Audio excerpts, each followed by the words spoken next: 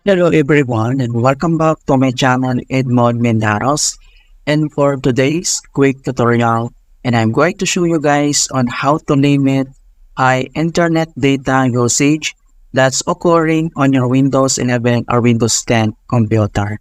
And without further ado, and let's go ahead. So all you have to do is to click on search menu. Okay, so dito sa taskbar makikita mo dito yung search buttons, click mo lang yan. And then, kailangan mo lang i-type dito yung settings.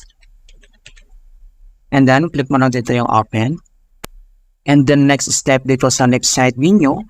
And then, kailangan mo lang i-select dito yung network and internet.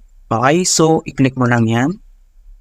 And then, dito sa network and internet, so, ang next step ay scroll down lang tayo. And then, dito lang sa baba, makikita mo dito yung advanced network settings. So, kailangan mo lang itong i-click.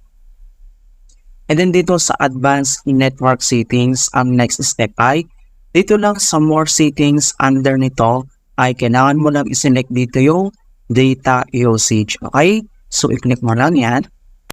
And then dito sa data usage, makikita mo lahat dito yung kanyang statistic. Kung ilang GB or megabytes, gigabytes ang nakukonsume ng ating computer mga kaibigan.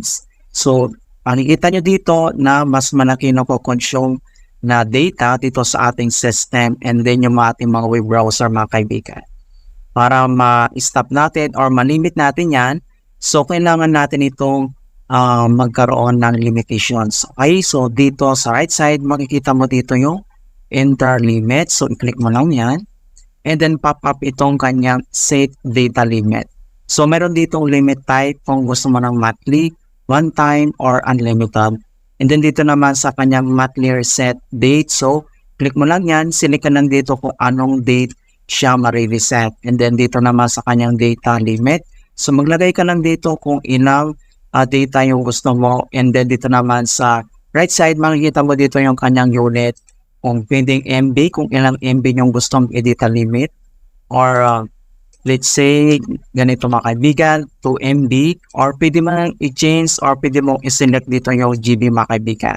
So, nasa sayo yan, option mo kung anong gusto mo limitations, megabyte or gigabyte, and then dito nang nasa data limit, maglagay ka lang dito. And then, basta paglagay ka na, and then kailangan mo lang dito, i-press mo lang dito yung save mga kaibigan. Click mo lang itong save.